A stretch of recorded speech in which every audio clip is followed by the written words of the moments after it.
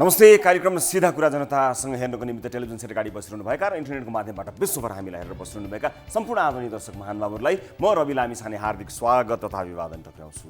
आम सञ्चार माध्यम आम मानिसको पहुँचमा हुनुपर्छ भन्दै सुरु गरिएको यो कार्यक्रमले आफ्नो प्रसारणको 600औं श्रृङ्खला पार गरेको छ। प्रत्येक 100 श्रृङ्खलालाई माइलस्टोन मान्दै खुसियाली मनाउँदै आएका हामीले आज प्रस्तुत हुने 600औं श्रृङ्खलालाई नियमित भन्दा फरक नगर्ने निर्णय गरेका छौँ। यद्यपि सामान्य फेरबदल चाहिँ गरेका छौँ।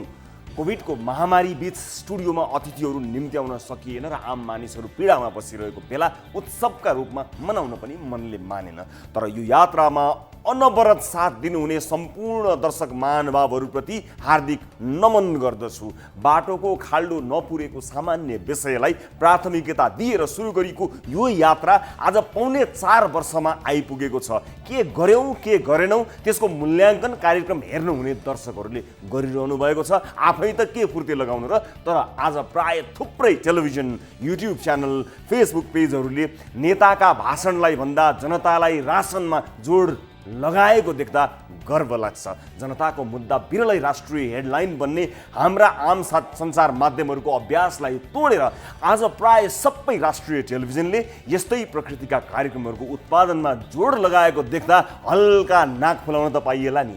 अनेकौं चुनौतीहरूको सामना गर्दै अविरल अविचलित यात्रामा लम्किरहेको हाम्रो टिमलाई प्राप्त हुने हौसला र प्रेरणाहरू गाडीका लागि इन्जिन जस्ता भए। लाइकमा ओठ च्यात्ने र डिसलाइकमा निधार खुम्च्याउने कुरा त स्वाभाविक नै हो नि। कसैले आहा कति राम्रो देखिएको भनेर भनिदिँदा मुहारमा फुल नफुल्ने र कति नराम्रो देखिएको भन्दा रिसले गर्दन नफुल्ने त को छ र। त्यसैले गाली आलोचनाहरूले हामीलाई केही फरक पर्दैन हुँदैन भनेर म सिधै गफ दिन आज चाहन्न र यसअघि पनि यस्ता गफ दिएको रहेछु भने पनि ती गफहरूको खारेजीका लागि तपाईहरू समक्ष निवेदन हाल्न चाहन्छु।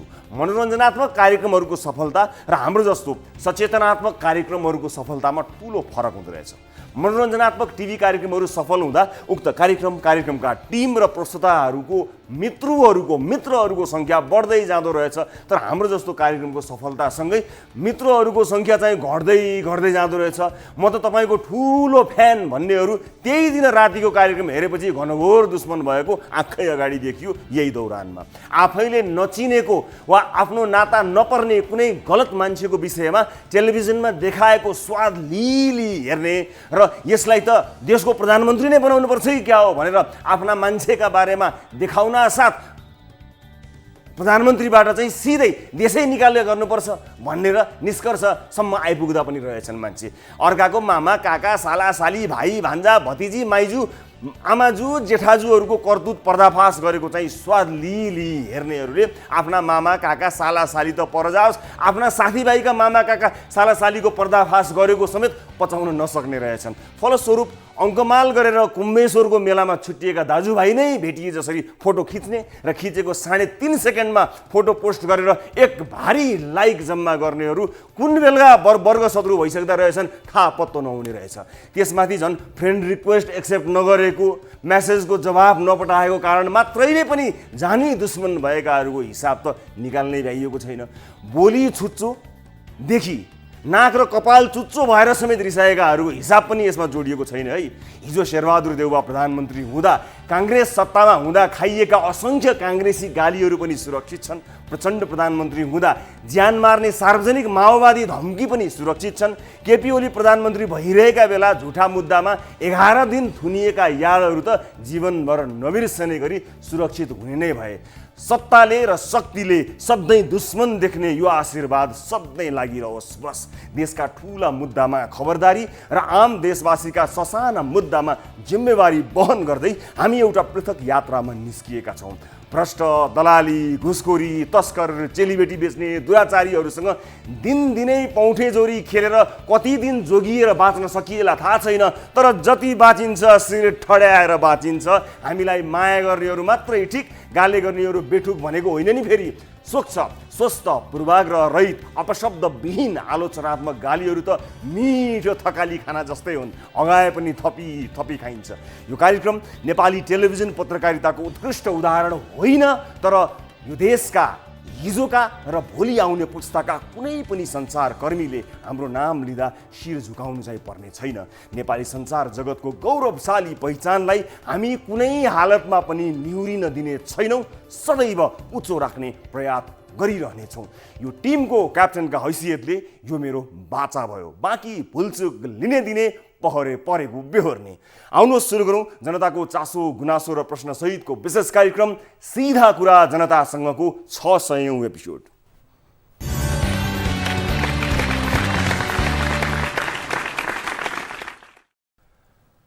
ब्रेकपछि स्वागत छ सम्पूर्ण आदरणीय दर्शक महानुभावहरूलाई कार्यक्रम सीधा कुरा जनतासँगमा। दर्शक महानुभावहरू, आज हाम्रो कार्यक्रमको 600औं श्रृङ्खला हो। हामीले प्रत्येक 100 श्रृङ्खलामा त्यसलाई विशेष उत्सवका रूपमा प्रस्तुत गर्दै आएका थियौँ, तर कोभिडको यो महामारीमा हामीले कार्यक्रमलाई नियमित रूपमा प्रस्तुत गर्ने निर्णय गरेका छौँ।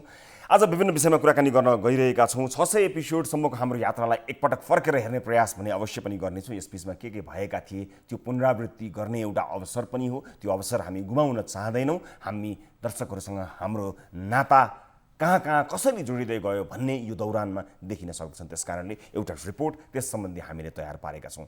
आजको कार्यक्रममा हामी सर्वप्रिय कलाकार हरिवंश आचार्यसँग कुराकानी गर्न गइरहेका छौँ। कोभिड-19 को सङ्क्रमण भएसँगै घरमै होम आइसोलेसनमा बसिरहनुभएका हरिवंश आचार्यसँग कुराकानी गरी अन्य धेरै तमाम मानिसहरू जो कोभिड सङ्क्रमणबाट यसै गरी आइसोलेसनमा बसिरहनु भएको छ या अस्पतालमा बसिरहनु भएको छ, उहाँहरूका लागि एउटा उच्च मनोबल प्रदान गर्ने एउटा माहौल पनि बन्नेछ भन्ने कुरामा विश्वास लिँदै उहाँको स्वास्थ्यको कामना गर्दै उहाँका बहानामा, उहाँका साथमा, उहाँ मार्फत अन्य धेरै देशैभरिका र विदेशमा रहनुभएका नेपाली दाजुभाइ दिदीबहिनीहरूको स्वास्थ्य लाभको कामना गर्ने विचार आजको कार्यक्रममा गरेका छौँ। र हाम्रो यात्राको दौरानमा, विभिन्न कार्यक्रमको दौरानमा महजोडीसँगको हाम्रो सामिप्यता अलिक बेग्लै छ, अलिक विशेष छ। त्यसकारणले आज 600 एपिसोड भएको यो अवसरमा त्यो सामिप्यतालाई पनि जोड्ने प्रयास स्वरूप आज हामी आदरणीय कलाकार, सर्वप्रिय कलाकार हरिवंश आचार्यसँग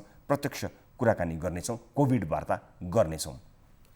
त्यो सँगसँगै हामीले बारम्बार फलो गरेको एउटा विषय, तर त्यो विषय 600 श्रृङ्खलामा पनि जोडिन पुगेछ। संयोग भनौँ, यसलाई राम्रो संयोग भनौँ या नराम्रो संयोग भनौँ, त्यो दर्शकहरूले मूल्याङ्कन गर्नुहोला। निर्मला पन्तका विषयलाई लिएर हामीले निरन्तर फलोअप गरिरहेका छौँ। सम्भवतः सबैभन्दा बढी यस विषयमा फलोअप गर्ने सञ्चार माध्यम न्युज 24 टेलिभिजन र कार्यक्रम सीधा कुरा जनतासँग हो।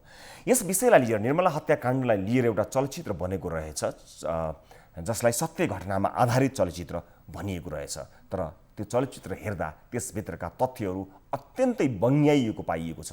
के रहेछ त्यसको वास्तविकता जान्ने कोसिस चलचित्रका निर्देशकसँग कुराकानी गरी प्रस्तुत गर्नेछौँ। के कस्ता तथ्यहरू बाङ्गो भएको अथवा गलत भएको पाएका छौँ, त्यो पनि एक विशेष रिपोर्ट मार्फत देखाउनेछौँ र आजको कार्यक्रममा त्यसबारे पनि कुराकानी गर्नेछौँ। त्यस घटनासँग सम्बन्धित रहेर सम्मानित अदालतले तत्कालीन प्रहरी प्रमुखलाई माफी माग्न समेत आदेश दिएको थियो, तर त्यो आदेशको पालना भएर तत्कालीन प्रहरी प्रमुखले माफी मागेको हेरेको, देखेको, सुनेको छैनौँ। त्यसको पनि फलोअप यही मौकामा आज गर्न गइरहेका छौँ। यसलाई राम्रो या नराम्रो कुन मौकाका रूपमा हेर्ने दर्शक महानुभावहरूले मूल्याङ्कन गर्नुहुनेछ, तर त्यो विषय पनि आजको कार्यक्रममा हामीले प्रवेश गराएका छौँ यो 600 श्रृङ्खलाको अवसर पारेर।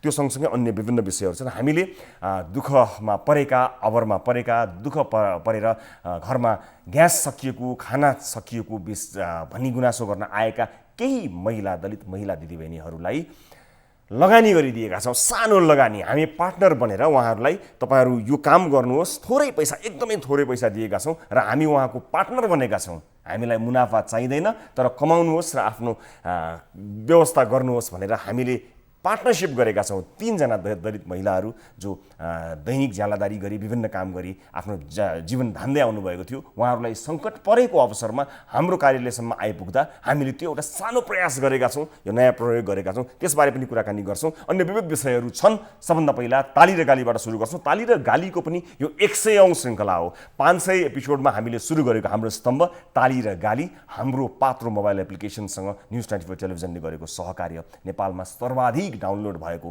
धेरैभन्दा धेरै नेपालीहरूको प्रिय मोबाइल एप्लिकेसन हो हाम्रो पात्रो। यसमा 2 मत छैन र हामीले पनि तपाईँको मत लिनका लागि यही 2 मतै नभएको हाम्रो पात्रोसँग सहकार्य गऱ्यौँ, जसको 100औं श्रृङ्खला पुरा भएको छ, ताली र गाली स्तम्भको। त्यस अवसरलाई पनि जोड्दै ताली र गालीका लागि हामीले प्रश्न राखेका छौँ। तर त्योभन्दा पहिला यस अघिको कार्यक्रममा हाम्रो विषय थियो दसैँमा सहरबाट गाउँतिर नगए हुन्न र नगए हुन्छ, बुढापाकालाई जोखिम छ भन्नेले तालीमा र वर्ष दिनको चाडबाड कसरी नजानु भन्नेले गालीमा भोट गर्नुपर्ने थियो। जसमध्ये नगए हुन्छ, बुढापाकालाई जोखिम हुन्छ भन्दै 81.18% अर्थात् 3286 जनाले तालीमा भोट गर्नुभएको छ भने वर्ष दिनको चाडबाड कसरी नजानु भन्दै 18.82% अर्थात् 762 जनाले गालीमा भोट गर्नुभएको छ।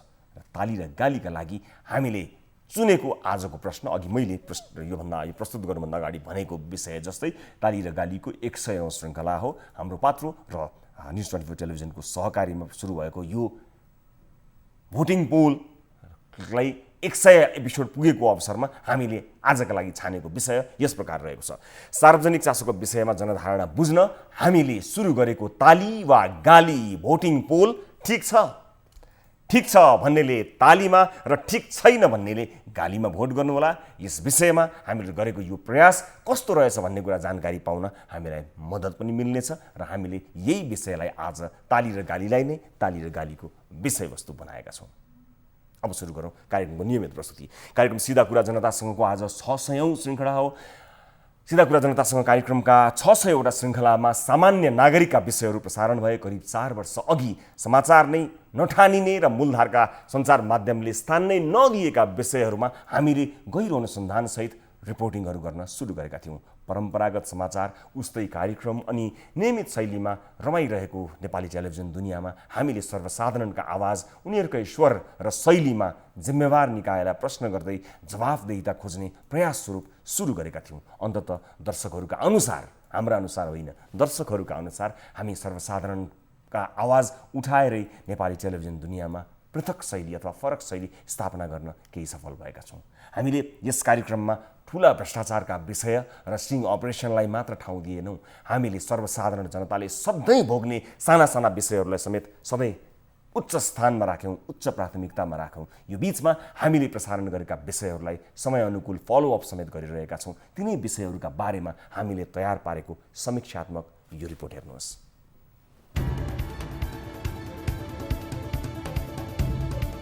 कार्यक्रम सिधा कुरा जनतासँगले कार्यक्रमका 600 श्रृङ्खला सफलताका साथ पूरा गरेको छ।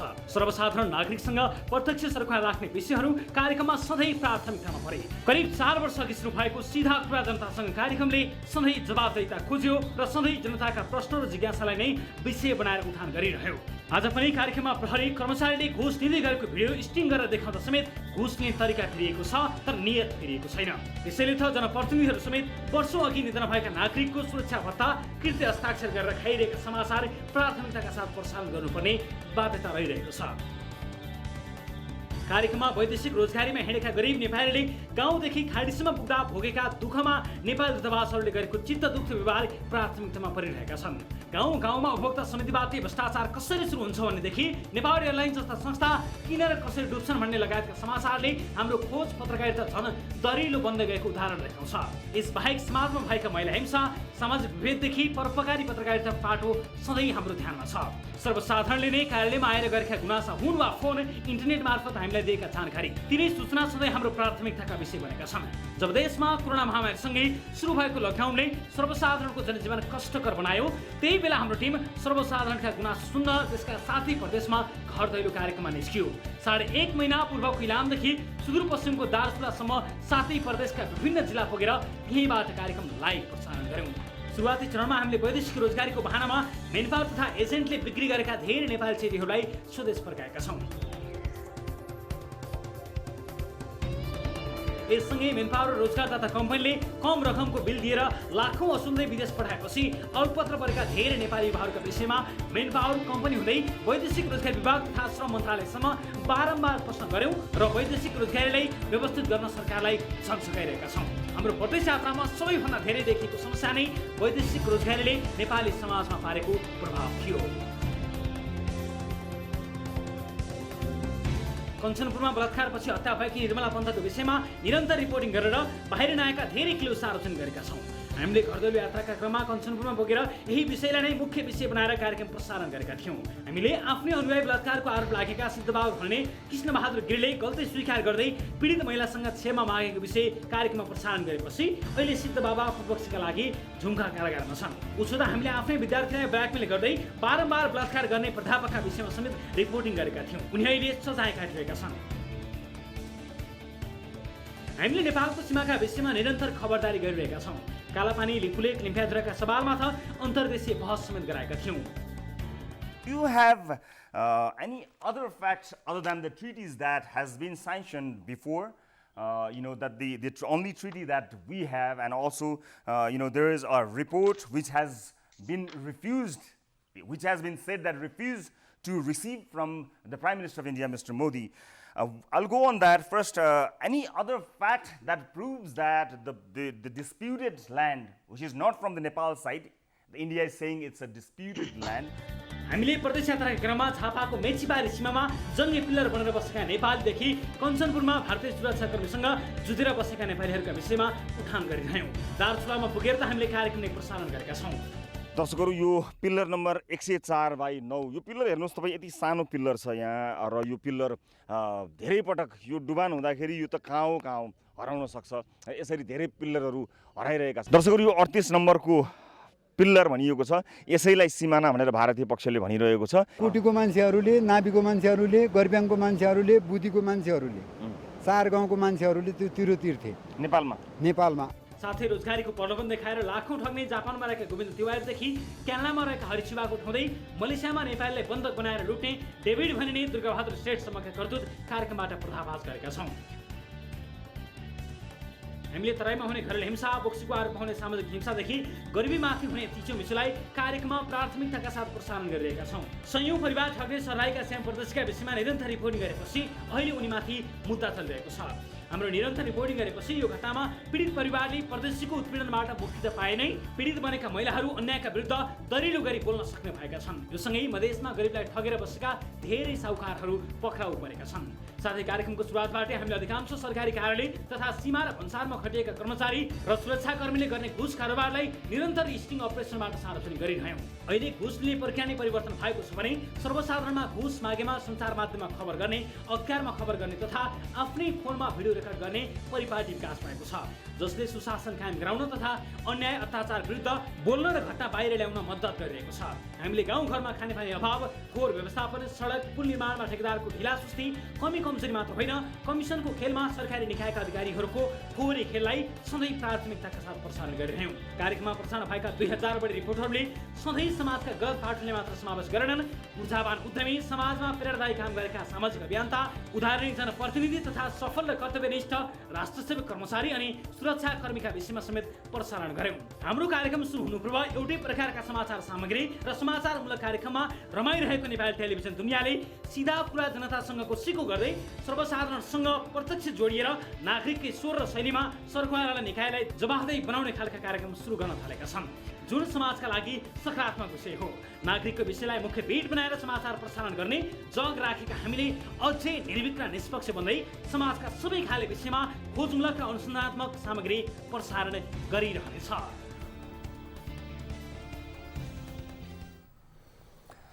दर्शकहरू, धेरै विषयहरू छन् जसलाई केही मिनटको रिपोर्टहरूभित्र हामीले समावेश गर्न सक्दैनौँ, तर केही विषयहरूलाई हामीले यसकारण पनि प्रस्तुत गरेका हौँ कि हामीले नयाँ कोसे ढुङ्गाहरू बनाइरहँदा पछाडि फर्केर हेर्न पनि जरुरी हुन्छ। हामी कसरी दर्शकहरूसँग जोडियौँ र के कस्ता विषयहरूमा हामीले खबरदारी गऱ्यौँ, यसलाई निरन्तरता प्रदान गर्नका लागि यी विषयहरू अत्यन्त लाभदायक हुन्छन्। र हामी फेरि पनि सम्पूर्ण आदरणीय दर्शक महानुभावहरूलाई धेरै धेरै धन्यवाद दिन चाहन्छौँ। हामीलाई यो उचाइसम्म जाने क्रममा मद्दत गर्नुभएकोमा, विश्वास गर्नुभएकोमा, तपाईँहरूबाट प्राप्त सूचनाहरूलाई आधार बनाएर नै हामीले यो कार्यक्रम प्रस्तुत गरेका हौँ। र आज यस ढङ्गको कार्यक्रम नेपालका धेरै सञ्चार माध्यमहरूले प्राथमिकताका साथ प्रसारण गर्न सक्ने भएका छन्। सामाजिक सञ्जालका प्रयोगकर्ताहरूले सुशासनमा खबरदारी गरिरहेका छन्। मानिसहरूले आफ्नो सामाजिक सञ्जालको प्लेटफर्मलाई सुशासनका निमित्त खर्च गरिरहेका छन्। आफ्ना समयहरू, आफ्नो स्मार्टफोनलाई अझ बढी सुपर स्मार्ट बनाएर विभिन्न अनियमितताका भिडियोहरू आफै पोस्ट गरेर पनि समाजमा सचेत समाजमा भएका विकृतिहरू विरुद्ध निरन्तर आवाज उठाइरहेका छन्। यसको सानो हिस्सा हुन पाउँदा हामीलाई पक्कै पनि गर्व लागेको छ र कार्यक्रमको 600औं श्रृङ्खलामा यति कुरा दर्शक महानुभावहरूसँग बाँड्ने हामीले विचार गरेका हौँ। दर्शक महानुभावहरू, त्यो सँगसँगै हामीले प्रत्यक्ष कुराकानी गरी यस कार्यक्रममा तपाईँका गुनासोहरू सुन्ने क्रमलाई पनि निरन्तरता प्रदान गर्दै आइरहेका छौँ। अब आजको अर्को विषयतर्फ म यहाँहरू लिएर जान चाहन्छु। दर्शक महानुभावहरू, पछिल्ला केही श्रृङ्खलाहरू कोभिड-19सँग सम्बन्धित विषयहरूमा केन्द्रित रहेका छन्। हामीले तिनै विषयहरूमा बढी जोड लगाउँदै आइरहेका छौँ र यसै क्रममा विभिन्न आम सर्वसाधारणदेखि विभिन्न चुनिएका, छानिएका, चिनिएका विभिन्न व्यक्तिहरू कोरोना सङ्क्रमित भई उपचाररत छन् र यो क्रम बढ्दै गइरहेको परिप्रेक्ष्यमा एक व्यक्ति जसको स्वास्थ्य लाभको कामना धेरै दर्शकहरूले गर्नुभएको छ, सर्वप्रिय वरिष्ठ हास्य व्यङ्ग्य कलाकार हरिवंश आचार्य पनि त्यसमध्ये एक हुनुभएको छ। र आजको 600औं श्रृङ्खलामा हामीले ती तमाम जति पनि दाजुभाइ दिदीबहिनीहरू हुन्छ उहाँहरूको स्वास्थ्य लाभको कामना गर्दै प्रतिनिधि पात्रका रूपमा कोरोना सङ्क्रमण भई होम आइसोलेसनमा बसिरहनु भएका विशिष्ट वरिष्ठ एवं सर्वप्रिय कलाकार हरिवंश आचार्यज्यूसँग कुराकानी गरी यसबारेमा जानकारी गराउने कोसिस गरेका छौँ। भिडियो कलमा हामीसँग जोडिनु भएको छ आदरणीय हरिवंश आचार्य। नमस्कार, यहाँलाई स्वागत छ हरिवंश आचार्यज्यू, कार्यक्रममा स्वागत गर्न चाहन्छु म। नमस्ते रवि भाइ। हजुर, सबभन्दा पहिला स्वास्थ्य स्थितिबारे बुझौँ। तपाईँको स्वास्थ्य कस्तो छ? स्वास्थ्य लाभ गरिरहनु भएको छ होला? स्वास्थ्य ठिक छ भाइ। अहिले यो कोरोना पोजिटिभ भयो भनेको आज 11 दिन भयो। हजुर, 11 दिनमा म घरमै बसिरहेको छु कोठामा। हजुर, हामी म र मेरो श्रीमती सँगै छौँ। हजुर, अनि हामी छुट्टै बसिरहेछौँ र मेरो स्वास्थ्य अहिले एकदमै ठिक छ। म झन्डै नर्मलमा आइसकेको छु। हजुर, पहिले चाहिँ त्यो जो कोरोना पोजिटिभ भएको थियो त्यो बेलामा चाहिँ मेरो श्रीमतीको चाहिँ 7 दिन जति एकदमै धेरै जिउ दुख्यो, शरीर दुख्यो, अनि टाउको पनि दुख्यो भन्दै थियो। अनि ज्वरो पनि आयो अलिकति 79 जति। मलाई पनि अलिकति ज्वरो आएको थियो, 2 दिन जति हो कि जस्तो लागेको थियो। अनि शरीर चाहिँ मलाई पनि दुखेको थियो र त्यसपछि म नर्मल भएँ, काममा गइरहेको थिएँ, दुईटामा काम थियो र श्रीमतीले चाहिँ मेरो टेस्ट गयो, स्वाद आउनु छोड्यो, स्मेल पनि आउनु छोड्यो भनेपछि नि अनि हामीले कोरोनाको टेस्ट गर्दाखेरि मेरो श्रीमती र मेरो दुईजनाकै पोजिटिभ आयो। अनि त्यसपछि हामीले घरको परिवार छोरा बुहारीको अनि त्यसपछि मदन दाई पनि मसँग 2-3 दिनसम्म सँगै सुटिङमा हुनुहुन्थ्यो। अनि एउटा सुटिङको युनिटसँग थिएँ म, एउटा कमर्सियल एडको सुटिङ थियो। अनि सबैको चाहिँ टेस्ट गर्दाखेरि उहाँहरूको सबैको नेगेटिभ आयो। अब मेरो छोरा र म सँगसँगै गाडीमा एउटै गाडीमा हिँड्थ्यौँ। तर मलाई चाहिँ पोजिटिभ भयो, उसलाई चाहिँ छोरालाई चाहिँ नेगेटिभ भयो। मदन दाई र म पनि सँगै गाडीमा एउटै गाडीमा गएको थियौँ, तर मास्क लगाएको थियौँ दुईजनाले नै। त्यो हुँदाखेरि मदन दाईलाई चाहिँ अब नेगेटिभ आयो, मलाई पोजिटिभ आयो। र सुरुमा चाहिँ मेरो श्रीमतीलाई चाहिँ धेरै यसले चाहिँ दुःख दियो भन्नु पऱ्यो। 7 दिन जति चाहिँ एकदमै उसलाई असाध्यै गाह्रो भयो।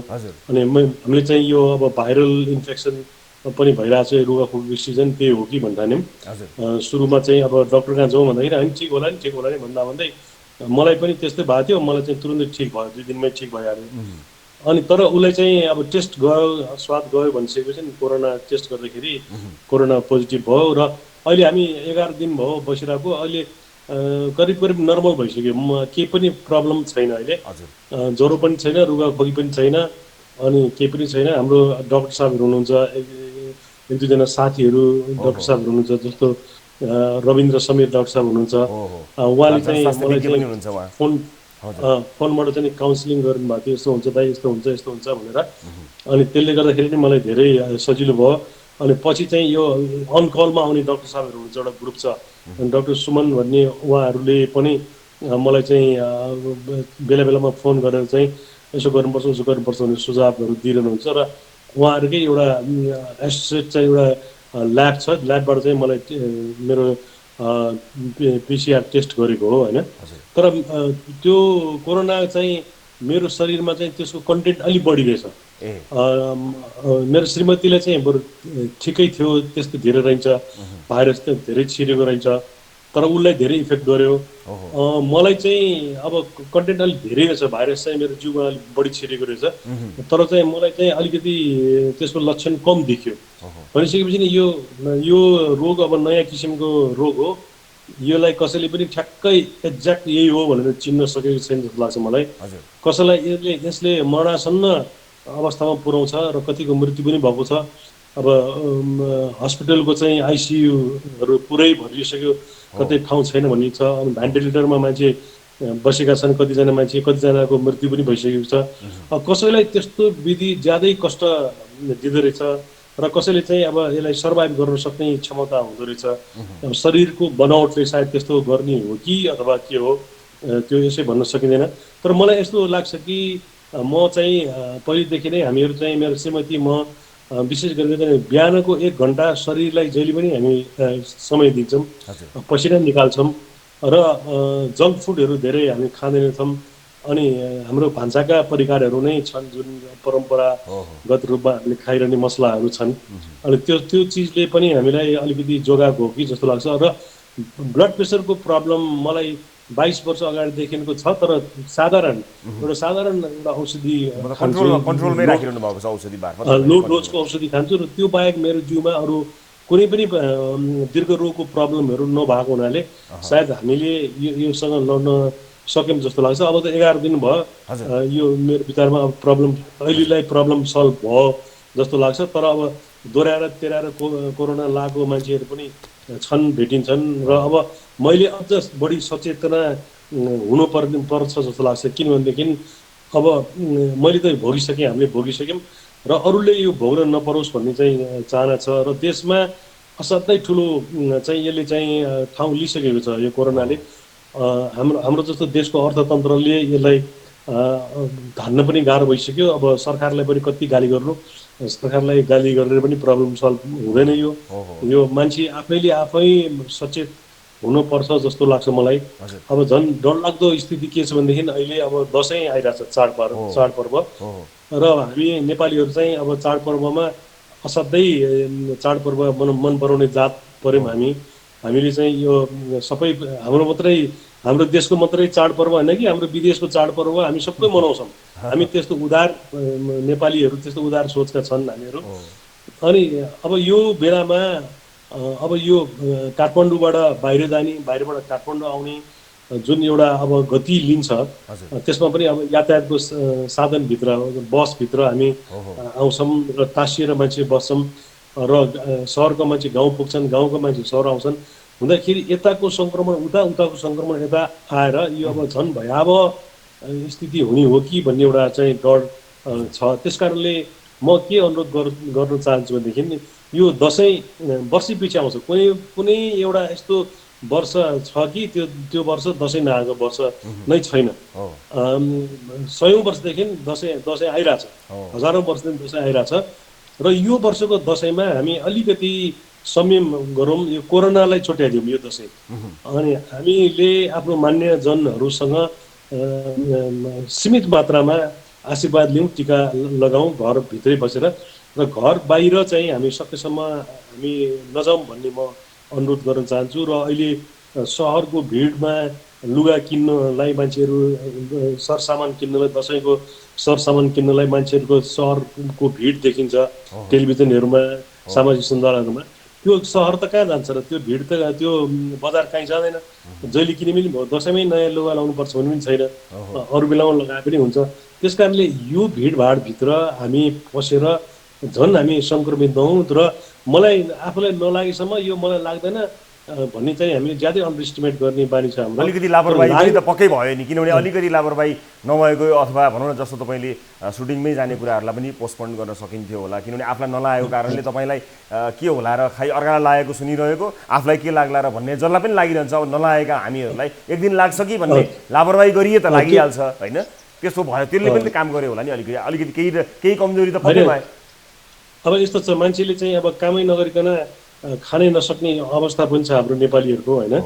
अनि अब मान्छेले चाहिँ अब आफूलाई चाहिँ यो सुरक्षाको चाहिँ मापदण्ड पुरा गरेर काम त गर्नु पर्यो नि। मैले पनि हुन त मलाई त काम अहिले तुरुन्तै काम नगरेर खान त पुग्छ, त्यही पनि काम भनेको कामै हो। यो आफूले जिम्मेवारी लिएको काम अहिले यो बेलामा मैले गर्नु हुँदैन भनेर मैले छोडिदिने कुरा आउँदैन, किनभने त्यो एउटा एक किसिमको धोका दिएको जस्तो हुन्छ। त्यस कारणले मैले सचेतना अप्नाएको थिएँ, सामाजिक दूरी कायमै गरेको थिएँ। सुटिङ युनिटसँग पनि हामी टाँसिएरै काम गरेको थिएन। मेकअप गर्दाखेरि पनि मुखमा नाकमा चाहिँ दुईवटा चाहिँ ऊ लगाएको थिएँ, मास्क लगाएको थियौँ हामीले। मैले दुईवटा, मेकअप म्यानले दुईवटा गर्दाखेरि 4 मास्क लगाएर गरेको हो। त्यो हुँदै पनि कहाँबाट सर्दो रहेछ, के गर्दो रहेछ, त्यस कारणले अब जानै पर्ने ठाउँमा अब जानै पनि पर्यो, जान नपर्ने ठाउँमा अब भोलि गरे आजको काम भोलि गरे पनि हुने काममा चाहिँ हामी नजाउँ। यो यसपालिको टिका अर्को साल लगाए पनि हुन्छ भन्दाखेरि हामी त्यो टिका अर्को साल लगाऊँ, आशीर्वाद अर्को साल लियौँ। हाम्रो देवी देवताहरू कहीँ जानुहुन्न, नेपालमै बस्नुहुन्छ। देवी देवताहरूको राज भएको देश हो हाम्रो, होइन। त्यो कारणले म अनुरोध के गर्न चाहन्छु भनेदेखि मैले हिजो अस्तिदेखि यी दुईवटा सामाजिक सञ्जालमा दुईजनासँग कुरा पनि गरेको थिएँ। म यसपालि दसैँमा टिका लगाउन आइन भनेदेखि तपाईँहरूले चित्त नदुखाइदिनु होला। यसपालि यो कोरोनाको कारणले गर्दाखेरि म आइन र म कहाँ पनि म अनुरोध गर्न चाहन्छु। मैले आदेश दिएको होइन कि, म अनुरोध गर्न चाहन्छु कि यसपालि जो मेरो घरमा इष्टमित्र हाम्रो आफन्त नातागोताहरू टिका लगाउन आउनुहुन्छ, उहाँहरूलाई यसपालि हामी नगरौँ, टिका नलगाउँ, बरु फोनबाट सामाजिक सञ्जालबाट हामी आशीर्वादको आदान प्रदान गरौँ, शुभकामनाको आदान प्रदान गरौँ र यसपालि घर दैलोमा हामी नभेटौँ भनेर म यही अनुरोध गर्न चाहन्छु।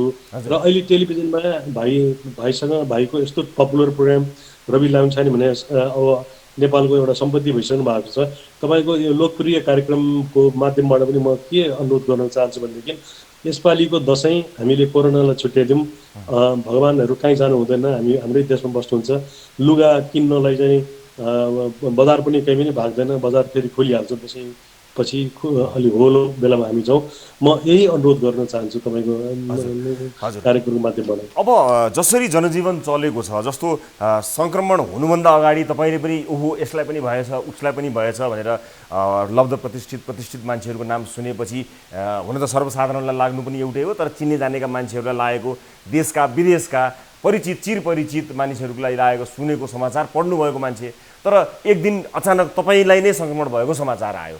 तपाईँलाई यो यस्तो लागेको थियो जबकि तपाईँले बताउनु पनि मैले एकदमै सकेसम्म सामाजिक दूरी लगायतका विभिन्न मापदण्डहरू पुरा गरिरहँदाखेरि पनि सङ्क्रमण हुने रहेछ भनेपछि यो वास्तै नगरिदिने, मास्क चिउँडोमा झुन्ड्याएर हिँड्ने, कानतिर झुन्डाउने, हाततिर राख्ने लगायतका कामहरू गरिरहेका मानिसहरू त अझ बढी जोखिममा होलान्। तपाईँ आफूलाई लाग्दाखेरि र सहर बजारको यो भिड र जनजीवन अहिले जसरी चलिरहेको छ, यो चिजलाई हेर्दाखेरि तपाईँलाई के लागिरहेको छ? कुन अवस्थामा हामी जान्छौँ जस्तो लागेको छ तपाईँलाई?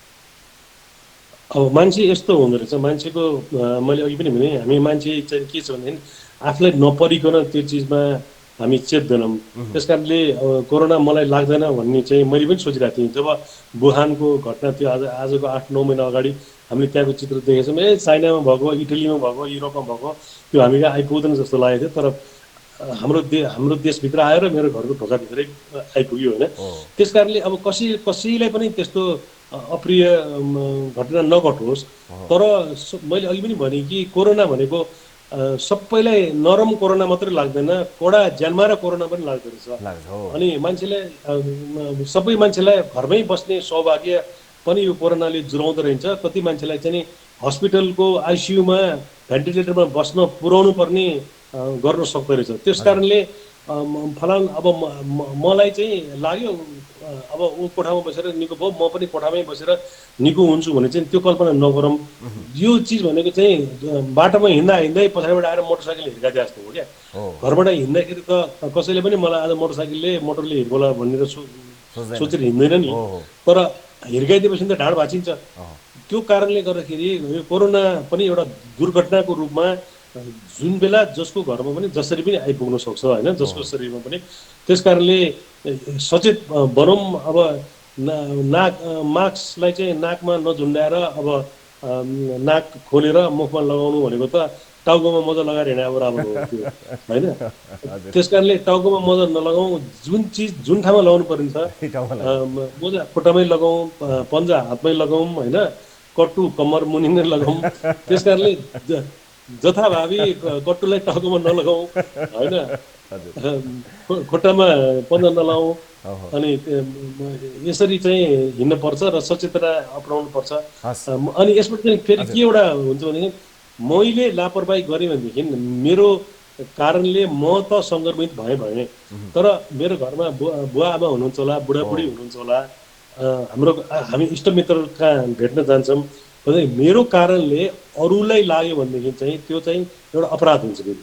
हजुर अब हजुर म अब एउटा कुरा ठ्याक्कै सम्झिहालेँ। तपाईँलाई अब धेरै मानिसहरूको आदर्श, तपाईँ धेरै मानिसको धेरैले आफ्नो आदर्श मानेका छन्। तपाईँका कर्महरू, तपाईँले जनचेतनाका लागि हास्य व्यङ्ग्य मार्फत दिनुभएको योगदानले गर्दा नै होला तपाईँलाई सङ्क्रमित भयो भन्ने बित्तिकै सम्भवतः सर्वाधिक शुभकामनाहरू, स्वास्थ्य लाभका शुभकामनाहरू आए। यस अर्थमा त्यो सौभाग्य पनि तपाईँलाई प्राप्त भयो, त्यो तपाईँको कर्मले दिएको सौभाग्य हो, त्यसमा कसैको अंश लाग्दैन, सोलो तपाईँकै भयो त्यो। अब यसबिचमा मैले के सम्झिएँ भने एउटा हरिबहादुरलाई कोरोना लाग्यो। हरिबहादुर त अलिकति क्षुद्र किसिमको मान्छे, मास पनि चिउडोमा हालेर हिँड्ने। अब त्यो हरिबहादुरको त्यो क्यारेक्टरलाई, त्यो क्षुद्रपनालाई मन पराउने त धेरै मान्छे छन्। यसै कार्यक्रममा मैले बेला बेलामा मैले हरिबहादुरको प्रसङ्ग जोडेको छु। अब जनचेतनाका लागि आफूलाई कोरोना लगाइसकेपछि हरिबहादुर के भन्दो रहेछ त? एकपटक हरिबहादुरको यो जनचेतनातर्फ लागेर यो कुराकानीलाई टुङ्ग्याउन, किनभने आज हाम्रो अवसर कार्यक्रमको 600 एपिसोड भयो। यो अवसरमा हरिबहादुरको तर्फबाट कसरी जनचेतना फैलिन्छ होला?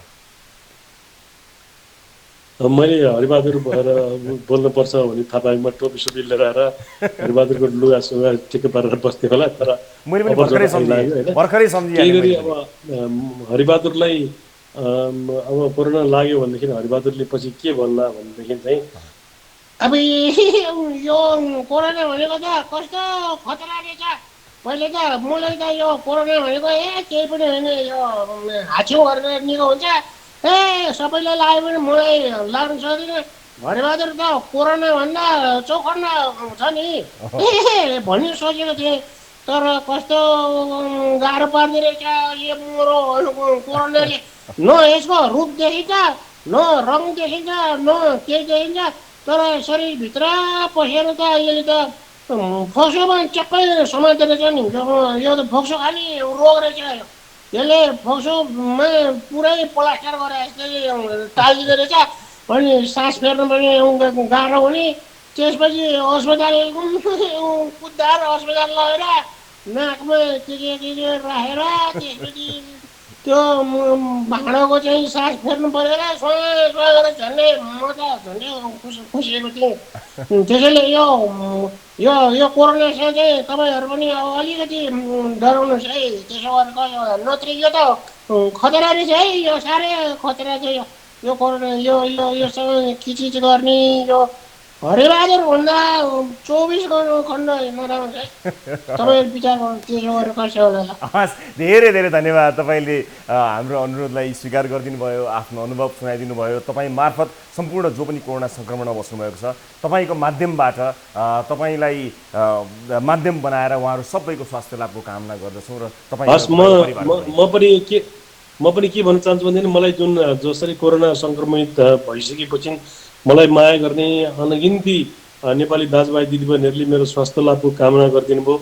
सरकारले पनि सोध्यो, फेरि टेको हस्पिटलबाट पनि फोन गरेर तपाईँलाई कस्तो छ के छ भनेर चाहिँ जानकारी लिनुभएको थियो। उहाँहरूलाई पनि धन्यवाद छ। वडा म बसेको वडाबाट पनि मलाई चाहिँ के सहयोग चाहिन्छ, सेनिटाइजर चाहिन्छ, मास्क चाहिन्छ भनेर सोध्नु भएको थियो। मैले चाहिँ मसँग छ, म आफै किन्न सक्छु, तर नहुनेलाई दिनुहोस् भनेर मैले उहाँहरूलाई पनि धन्यवाद ज्ञापन गरेर पठाएँ। र म प्रति जति यहाँहरूले सद्भाव माया गरिदिनु भएको छ, म यहाँहरूसँग धेरै कृतज्ञ छु। र यहाँहरूलाई म यो विजया दशमीको पनि मङ्गलमय शुभकामना टक्राउन चाहन्छु। मैले अघि पनि भने विजया दशमी भगवान् हाम्रो देशमा बस्नु भएको छ। अर्को साल हामीलाई मजासँग मन्दिरहरू जाउँला। यति भन्दै म तपाईँहरूकोबाट बिदा लिन्छु। नमस्ते। हस्, धेरै धेरै धन्यवाद यहाँलाई, धेरै धेरै धन्यवाद। दर्शक महानुभावहरू, यहाँ हुनुहुन्थ्यो आधुनिक कलाकार हरिवंश आचार्य। कोरोना सङ्क्रमित भई होम आइसोलेसनमा बसिरहनुभएका हरिवंश आचार्यज्यूसँग उहाँको कोरोना अनुभवको बारेमा पनि कुराकानी गऱ्यौँ र उहाँले एकदमै महत्त्वपूर्ण कुरा बताउनु भयो। यसपालिको कोरोना, यसपालिको दसैँ कोरोनालाई मान्न दिउँ, यसपालिको दसैँ कोरोनालाई मान्न दिउँ। हामी अर्को साल स्थिति सहज भएछ भने मानौला। टिका टालो गर्दा अत्यावश्यक आफ्नो घर परिवारभन्दा बाहिर नजाउँ। त्यसो गर्दा जोखिम समूहमा परेका विशेष गरेर वृद्ध हाम्रा बाआमाहरूलाई जोखिम हुनसक्छ भन्ने सन्देश उहाँले दिनुभएको छ र फेरि पनि उहाँलाई धन्यवाद दिन चाहन्छु र उहाँ मार्फत देशैभरि अथवा विदेशमा समेत रहनुभएका जति पनि सङ्क्रमितहरू हुनुहुन्छ उहाँहरूको स्वास्थ्य लाभको कामना गर्दछु। टेलिफोन लाइनमा कोही दर्शक हामीसँग कुराकानी गर्न आउनुभएको छ, उहाँसँग कुराकानी गरिहाल्छु। नमस्कार, कहाँबाट को बोल्दै हुनुहुन्छ? हजुर रवि सर नमस्कार। हजुर को बोल्दै हुनुहुन्छ, कहाँबाट बोल्दै हुनुहुन्छ? म दाङदेखि रिता खण्ड बोलेको। रिताजी, हजुर हजुर हजुर केका लागि सम्झिनुभयो, के समस्यामा हुनुहुन्छ बताउनुहोस् न। आज समस्या भन्दा पनि न्युज 24 को कार्यक्रम सिधा कुरा जनतासँग 600 एपिसोड पुगेको हुनाले शुभकामना दिनलाई। ए हस्, धेरै धन्यवाद। तपाईँले हामीलाई शुभकामना दिनुभयो। तपाईँ जस्तो दर्शकहरूको माया शुभकामनाहरू पाइरहँ, हामी एकदमै प्रतिबद्ध छौँ। धेरै एकदमै रवि सर, हजुरले सुरुमा भन्नुभयो जस्तो कि हाम्रो यस्तो कार्यक्रम चलाउनेहरूको मित्रता हड्दो रहेछ भन्नुभयो, त्यो चाहिँ बिल्कुलै होइन, एकदमै नसोच्नु होला। त्यसो चाहिँ जसले चाहिँ नराम्रो सोच, नराम्रो हजुरहरूलाई देख्न चाहन्छन्, त्यो चाहिँ जसले नराम्रो काम गर्नेहरूले मात्रै हो। राम्रो काम गर्नेहरूको 100 नराम्रो काम गर्नेहरू नराम्रो सोच्छन् भने हजुरको लाखौँ राम्रो सोच्नेहरू पनि छन्। गरिब दुखी जनताको मनमुटुमा बस्नु भएको छ। अहिलेसम्म जे जस्तो राम्रो काम गरिरहनु भएको छ देश विदेशमा, विश्वभरि लगायत सम्पूर्ण टिमलाई म यही भन्न चाहन्छु, अझै पनि अगाडि बढ्नु होला, अझै राम्रोसँग गर्नु होला, अझै पनि जनता, प्रत्येक जनताको दुखी आत्मामा बस्न सफल हुनु होला। हजुरहरूको लागि लाखौँ करोडौँ जनताहरूको हजुरहरूको साथमा छ। हस्, धेरै धेरै धन्यवाद। तपाईँको यो भनाइले कति धेरै ऊर्जा मिलेको छ। आगामी दिनमा अगाडि बढ्नका लागि तपाईँहरूका यस्ता सद्भावहरूले धेरै महत्त्वपूर्ण भूमिका खेल्दछन्। धेरै धन्यवाद। हाम्रो उत्साहलाई चुलीमा पुर्याइदिनु भयो। हामी आफ्नो सत्कर्मको यात्रा निरन्तर अगाडि बढाउनेछौँ। तपाईँ लगायत सम्पूर्ण माया गर्नुहुने दर्शक महानुभावहरूलाई धेरै धेरै धन्यवाद दिन चाहन्छु। एउटा ब्रेकको बेला भएको छ। ब्रेकपछि एउटा विशेष विषय यहाँहरू समक्ष प्रस्तुत गर्छौँ। एउटा चलचित्र बनेको छ निर्मला पन्त बलात्कार हत्या प्रकरणलाई लिएर, सत्य घटनामा आधारित। चलचित्रले सत्य घटनामा आधारित भने तापनि त्यसमा भएका तथ्यहरू बङ्ग्याइएको पाइएसँगै यसबारेको रिपोर्ट प्रस्तुत गर्छौँ। त्यससँग सम्बन्धित चलचित्रका निर्देशकसँग कुराकानी गर्ने कोसिस गर्छौँ।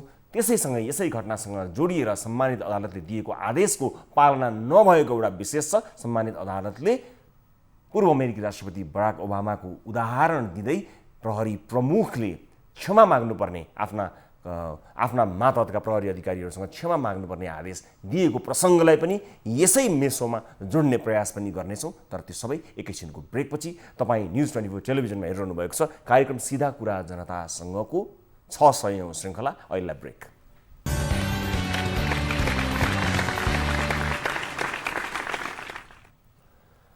ब्रेकपछि स्वागत छ सम्पूर्ण आदरणीय दर्शक महानुभावहरूलाई कार्यक्रम सिधा कुरा जनतासँगमा। दर्शक महानुभावहरू, कार्यक्रमको 600औं श्रृङ्खला हामी प्रस्तुत गरिरहेका छौँ। अब आजको अर्को विषयतर्फ यहाँहरूलाई लिएर जान चाहन्छौँ। कञ्चनपुरकी 13 वर्षीय किशोरी निर्मला पन्तको बलात्कारपछि हत्या गर्ने दोषी आजसम्म समातिएको छैन। प्रहरीले अनुसन्धान जारी छ भनिरहे पनि सुरुवाती दिनमा जे जस्तो अनुसन्धान भएको थियो त्यसबाहेक अघि बढेको केही देखिँदैन। तर पनि केही पत्रकार र अधिकार कर्मीहरू यो घटनालाई अझै गिजोलिरहेका छन्। दोषी देखाउने भन्दा पनि भिभिआइपी अपराधी भनेर मानिसको ध्यान अन्तै केन्द्रित गराउने कोसिस आज पनि चलिरहेकै छन्। यसैबीच निर्मला पन्तको सत्य कथामा आधारित भनेर कोपिला नामक फिल्म पनि डिजिटल प्लेटफर्महरूमा रिलिज भएको छ। सत्य कथामा आधारित भनेर बनाइएको फिल्ममा निर्मलाको घटनालाई गलत तरिकाले प्रस्तुत गरेको पाइएको छ। फिल्ममा सत्यभन्दा पनि झुट बढी देखिएका छन्, जसका कारण यो चलचित्र हेर्ने, यो फिल्म हेर्ने मानिसहरूको बुझाइ गलत हुन सक्ने देखिन्छ। सबभन्दा पहिला यो रिपोर्ट हेर्नुहोस्।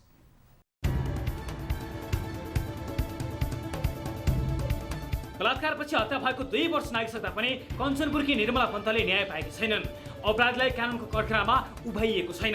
अझै पनि तथ्य र प्रमाण हेर्ने हो भने हल्ला र रेकै भरमा निर्मला पन्त बलात्कारपछि हत्या प्रकरण निर्देशित छ। निर्मला पन्तको सत्य घटनामा आधारित भनी बनाइएको फिल्ममै सबै झुटको खेती गरिएको छ। शिवम अधिकारीले लेखन तथा निर्देशन गरेको फिल्म कोपिलाले यस्तै गरेको छ। कतिसम्म भने फिल्मको सुरुवातमै निर्मलाकी आमा दुर्गादेवी पन्त र दिदी मनिषा पन्तलाई देखाएर इमोसनल ब्ल्याकमेल गरिएको छ, जसले गर्दा यो फिल्म हेर्ने दर्शकले निर्मलाको वास्तविक घटना नै देखाएको ठान्छन्। कोरोना कहरका कारण हलमा रिलिज नभए पनि डिसोम लगायत विभिन्न डिजिटल प्लेटफर्ममा रिलिज गरिएको यो फिल्मले बजारमा चलेको तथ्यहीन हल्लालाई नै फैलाउन मद्दत गरेको छ। चलचित्रमा घटना वास्तविकता भन्दा धेरै पर पुगेर आफ्नो चरित्र हत्या गरिएकाले बबिता बम अदालत जाने तयारी गरेकी छिन्। यो कोपिला भन्ने फिल्ममा मेरो चरित्र हत्या गरिएको छ। सत्य तथ्यमा आधारित चरित्र भनिएको छ, तर यो सबै 100% गलत हो। यसको विरुद्ध म अदालतमा मुद्दा हाल्नेछु। फिल्ममा निर्मलाको रूपमा राखिएको पात्रको नाम कोपिला राखिएको छ भने बम दिदीबहिनीका रूपमा राखिएको पात्रलाई रेजिना दिदीबहिनीका रूपमा चित्रण गरिएको छ।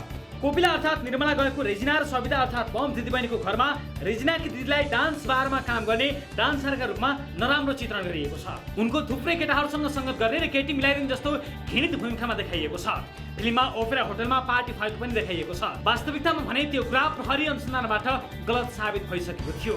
वास्तविकतामा भने बबिता बम डान्स बारमा डान्सरका रूपमा कार्यरत भनेर हेरोनले बनाएको स्थलगत प्रतिवेदन समेत सच्चाइसकेको छ भने बबिताले यस विरुद्ध सम्मानित कञ्चनपुर जिल्ला अदालतमा मुद्दा समेत दायर गरेकी छिन्, जसको फैसला हुन बाँकी छ। चलचित्रमा रेजिना र सविता अर्थात् बम दिदीबहिनीको घरमा केटाहरू आउने मदिरा खाएर झुम्ने गरेको दृश्य देखाइएको छ, जुन कुरा प्रहरी अनुसन्धानले तथ्यहीन भएको साबित गरेको छ। बजार हल्लाकै भरमा फिल्ममा यस्तो देखाइएको छ। तिमीहरू त्यो दिन पनि मोजमस्ती गर्दै थियौ। त्यो अपराधीहरूले त्यो दिन तिम्रो बहिनी रेजिनामाथि आँखा लगाइरहेका थिए। कोपिला रहेछ, अब फुल बनाउन पर्यो। फिल्ममा कोपिला रेजिना दिदीबहिनीको घरमा गएको र उक्त घरमा केटाहरू रक्सी पिउँदै बसिरहेको र कोपिलालाई त्यही घरमा बलात्कार गरेको दृश्य देखाइएको छ, जुन कुरा प्रहरी अनुसन्धानले गलत साबित गरेको छ। रेजिना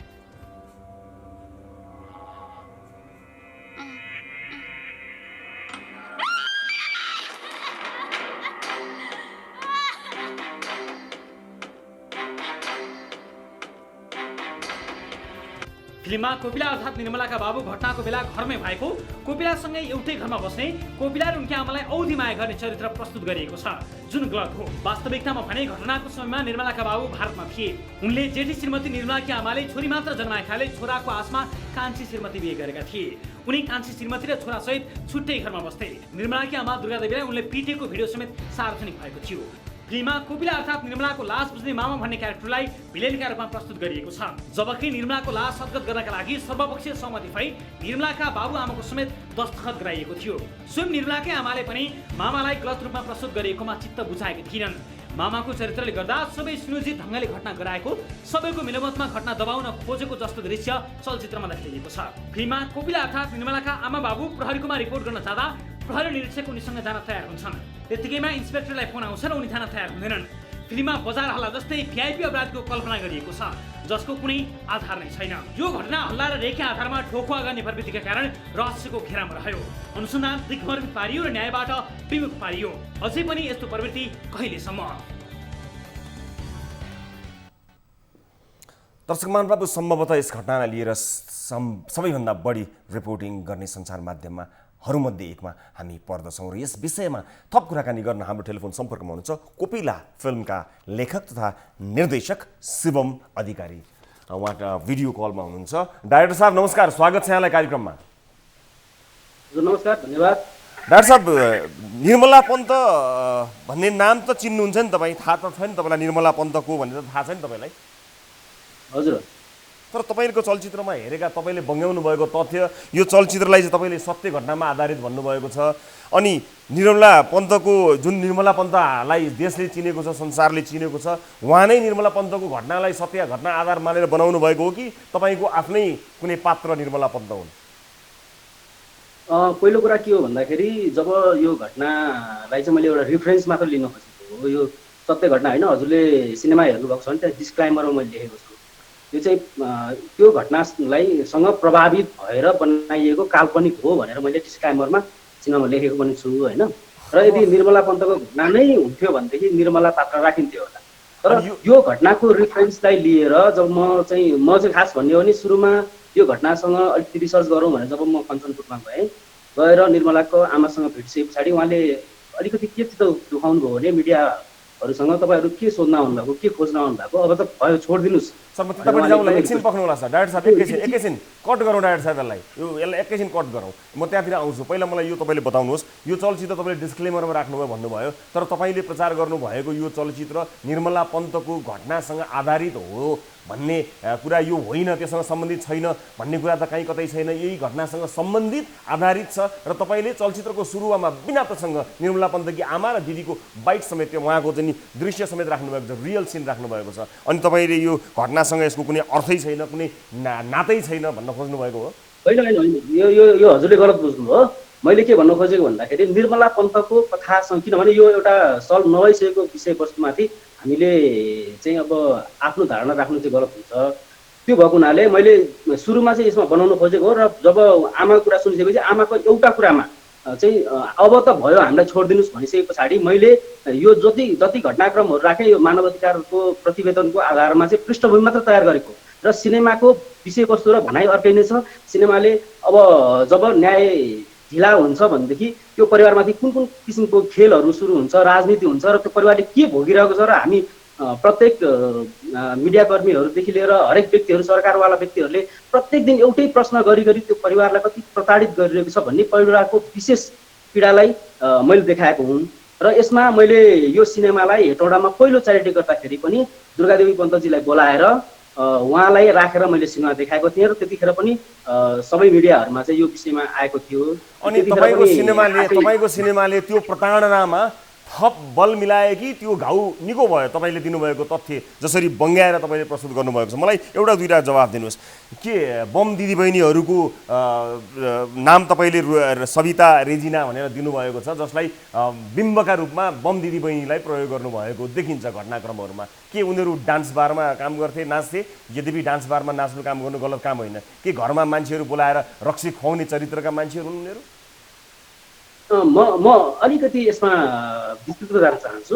मलाई यसको जवाब दिनु डाक्टर साहब, मलाई यसको जवाब दिनुहोस्। बम दिदीबहिनीहरूको बिम्ब जुन बिम्ब तपाईँले प्रयोग गर्नुभयो, जुन पात्रहरू राख्नुभयो, तपाईँले जस्तो अहिले तपाईँले क्लिपहरूमा देखाउनुको मैले हेरेँ होइन, त्यो भिजुअललाई मात्रै आधार मान्नु भन्दा पनि सिनेमा हेर्दै जाँदाखेरि यस्तो पनि भनिएको थियो, यस्तो पनि भनिएको थियो, यस्तो कुराहरू पनि बाहिर आएको थियो। तर यी हामी सबै कुराहरूमा चाहिँ हामी क्लियर छैनौँ है भन्न खोजेको छ त्यो भिजुअलले। त्यो कुराहरूले त्यहाँ स्पष्ट रूपमा केही पनि हामीले भन्नु खोजेको छैनौँ। तर यी हामीले मात्र मानव अधिकार कर्मीको जुन प्रतिवेदन थियो, प्रतिवेदनको आधारमा पृष्ठभूमि मात्र तयार गरेको।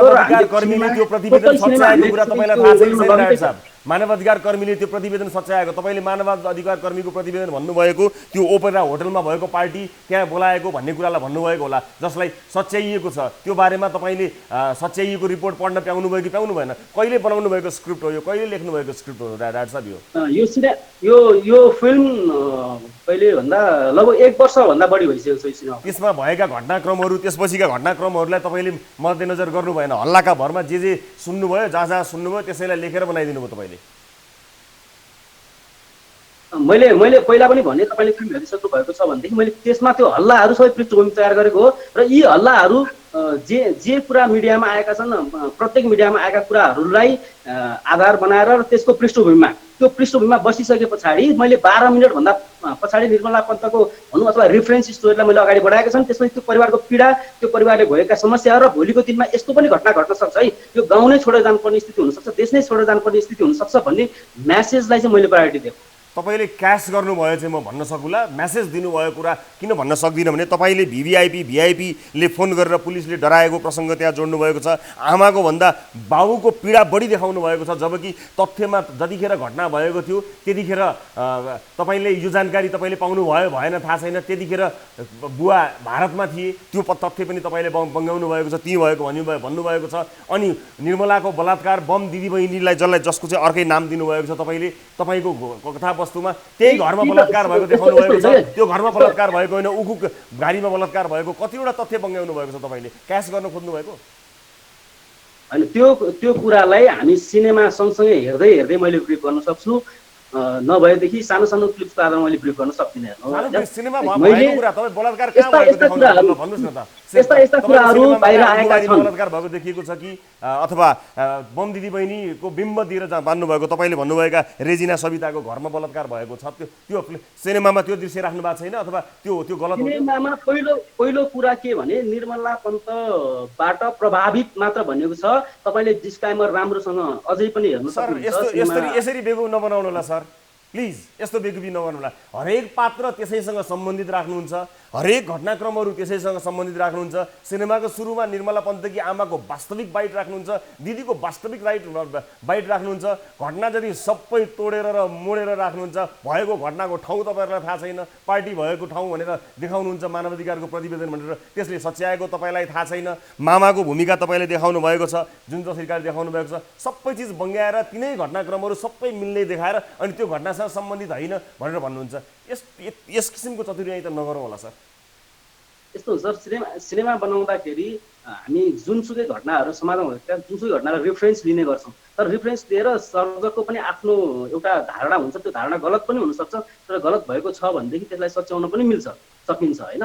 तर त्यही विषयमाथि चाहिँ बङ्ग्याउने उद्देश्यले, बङ्ग्याउने नियतले त्यसरी बनाइएको होइन। सिनेमाको स्क्रिप्ट तयार गर्दाखेरि नै मेरो एउटै के थियो भन्दा त्यो परिवारमाथि के पीडा गरिरहेको छ, कसले चाहिँ पीडा गरिरहेको छ, त्यो परिवारले के भोगिरहेको छ भन्ने विषयवस्तुलाई मात्र मैले सिनेमाको विषयवस्तु बनाएको छु। अरू तथ्यहरू, अर्काको अरू पात्रहरू, त्यसलाई त्यो घटनालाई प्रतिनिधित्व गर्ने पात्रहरू, दिदी बहिनी पनि तपाईँले राख्नुहुने, मामा पनि तपाईँले राख्नुहुने, बाबुआमा पनि तपाईँले राख्नुहुने, प्रहरीका कुराहरू पनि राख्नुहुने, हल्लाको कुरा पनि राख्नुहुने, मानवाधिकारवादी पनि राख्नुहुने, चर्चा, आन्दोलन, प्रहरीको व्यवहार सबै जस्ताका तस्तै सबै राख्नुहुने। अनि मैले त्यो चाहिँ गरेँ होइन, खालि एउटा आधारित मात्र भएको भनेर यसरी सुख पाइन्छ सर डाक्टर साहब?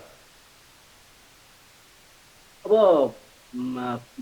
यो लगभग तपाईँको अब जति कुराहरू प्रत्येक दिन नयाँ नयाँ कुराहरू खुल्दै आइरहेको छन्, नयाँ नयाँ कुराहरू आइरहेको छन्। तर यो सिनेमा बनेको नै तपाईँको यो सिनेमा सेन्सर भएको नै 1 वर्ष हुन लागिसक्यो। भने पछाडि योभन्दा पछाडि सिनेमा बनिसकेपछि त बन्यो, त त्योभन्दा पछाडि आएका कुराहरूलाई हामीले सिनेमामा इन्भल्भ गराउन पनि सक्दैनौँ र त्यो चिजहरूलाई ठिक छ करेक्सन गर्न सकिन्छ। तर यसलाई चाहिँ अब सत्य घटनालाई आधार मानेर, सत्य घटनाको बेसमा सिनेमा बनाउँदा डाक्टर साहब हजुर, सत्य घटनालाई बेस मानेर, आधार मानेर अथवा त्यसको सानो विषयलाई लिएर सिनेमा बनाउँदा पनि त्यसको तथ्यलाई तपाईँले बङ्गाउन सक्नुहुन्न। त्यो अधिकार तपाईँलाई हुँदैन। र विशेष गरेर केही मानिसहरूलाई कुन लेभलको, कुन तहको तपाईँले प्रस्तुत गर्नुभएको छ, त्यो तहको प्रस्तुत र भएको घटना कहाँ भएको भन्ने विषयलाई समेत तपाईँले तोडमोड गरेर, स्थानदेखि लिएर पात्रहरूको गतिविधिदेखि लिएर भयभरका सबै तोडमोड गरेर कसका लागि बनाउनु भएको र सिनेमा तपाईँले? सिनेमा त दर्शकको लागि नै हो। के मिल्यो त यहाँ ल भन्नुहोस् त न, के मलाई बताउनुहोस् न त। ओपरा होटलको प्रसङ्ग तपाईँले राख्नुभएको छ सिनेमामा, त्यो मिल्यो कि मिलेन? अनि दुई दिदीबहिनी सविता र रेजिना राख्नुभएको, बम दिदीबहिनी भन्नुभएको होला, उहाँहरू चाहिँ नि घरमा रक्सीहरू राखेर खुवाउने पात्रको रूपमा तपाईँले चित्रित गर्नुभएको देखिनु भएको। जसरी अहिले हजुरले प्रोग्राम चलाइरहनु भएको छ र बोल्दै जानुहुन्छ भनेपछि त्यो बोल्दाखेरि भिजुअल हामी दर्शकलाई देखाउँदै जान्छौँ। तपाईँले बोल्दै जानुभएको शब्दहरूको भिजुअल देखाउँछौँ र कसैले यस्तो भने, कसैले यस्तो भने, कसैले यस्तो भने, तर हामीले त्यस्तो भनेका छैनौँ नि त। कसैले यस्तो भने भनेर हामीले त्यो भिजुअलहरू प्रस्तुत गरेका छौँ, तर एक्ज्याक्टली यस्तो नै हो भनेर हामीले काहीँ पनि भनेका पनि छैनौँ। र त्यो पृष्ठभूमिलाई मात्र आधार बनाएर 12 मिनट यस्तो तर्कले फिल्म बनायो, 4वटा फिल्म बन्ने घटनाक्रमहरू घटिसकेको छ सर। यस्तो तर्कले तपाईँले अरू 10-12वटा प्रोड्युसरलाई मुर्गा बनाउन सक्नु होला, सबैलाई मुर्गा बनाउन सक्नुहुन्न सर। अर्को 20वटा प्रोड्युसर पाउनु होला यस्तो गलत तथ्यहरूलाई सत्य हो जसरी भनेर। तर यसरी तथ्यहरूलाई, समाजमा भएको, देशलाई दुखेको यो घाउमा तपाईँले मलम लाउनुको साटो नुनचुक सर्नु भएको रूपमा हामीले बुझेका छौँ। निर्मला पन्तको बलात्कार हुँदा निर्मला पन्तका बुवा कहाँ हुनुहुन्थ्यो थाहा छ तपाईँलाई? कहाँ हुनुहुन्थ्यो उहाँ भन्नुहोस्? यत्रो सिनेमा बनाउनु भएको छ, सिनेमा नै बनेको छैन सर। अब मैले एउटा प्रश्नको जवाब दिनुहोस्। यत्रो सिनेमाको तपाईँ क्याप्टेन अफ द शिप, मात्र त्यो आमाको पीडा र त्यो परिवारले भोगिरहेको तपाईँले बुवाको पीडा बढी देखाउनु भएको छ तपाईँको सिनेमामा। मैले हेरिसकेँ, तपाईँले बुवाको पीडा बढी देखाउनु भएको छ, आमाको पीडा भन्दा पनि बढी बुवाको पीडा देखाउनु भएको छ। कुन चाहिँ तथ्यलाई तपाईँले सही तरिकाले, सही ढङ्गले प्रस्तुत गर्नुभएको सर? कुनै मैले अघि नै भनिसकेँ, मैले सिनेमामा मात्र रेफरेन्स लिएको छु र रेफरेन्स लिइसके पछाडि अब जब एउटा सानो विषयवस्तु रेफरेन्स लिन्छ भने त्यसको गहिराइमा गएर बुझ्नु स्वाभाविक हो। तर मैले त्यो रेफरेन्स सँगसँगै यस्ता आम कोपिलाहरू मैले निर्मला काहीँ पनि भनेको छैन। र निर्मला पन्त भनेर मैले आफूले इभन मैले डिस्क्लाइमर पनि राम्रोसँग निर्मला पन्त घटना भन्ने चिज एउटा लिएर आमाको बाइक अगाडि राखेर भए तापनि उहाँको वास्तविक आमालाई अगाडि राखेर र कसैको जीवनसँग मिलेमा संयोग मात्र हुनेछ भनेर मैले आफ्नो डिस्क्लाइमर पनि क्लियर गरेको छु। सर यति निर्लज्ज जवाफ नदिनुहोस् यार। सिनेमालाई सिनेमाकै रूपमा लिइदिनु पर्यो नि सर। सिनेमालाई सिनेमाको रूपमा लिनका लागि तपाईँले त्यो घटनामा आधारित सिनेमा भनेर किन बनाउनु भयो त? त्यसको कुनै लेनादेना नराख्नुहोस् न, कुनै अरू पात्रको बनाउनुहोस्, अथवा त्यहाँ आमाको तपाईँले वास्तविक बाइट राख्नु भएको छ। सर कति यसरी त बेगु बनाउन सकिँदैन सर, यसरी त बेगु बनाउन सकिँदैन मान्छेलाई। तपाईँले वास्तविक निर्मलाकी आमाको बाइट राख्नु भएको छ, अगाडि उहाँको वास्तविक भनाइराख्नु भएको छ, दिदीको वास्तविक भनाइराख्नु भएको छ, अनि यो आधारित यो कुनै यो केही पनि होइन कसम मिल्न गएमा संयोग मानिदिनु पर्ने? तपाईँको सिनेमामा बङ्गिएका सबै तथ्यहरूलाई आम दर्शक महानुभावहरूले यो घटनालाई लिएर देश विदेशमा यति धेरै चासो भएको छ, त्यसलाई संयोग मानिदिनु पर्ने?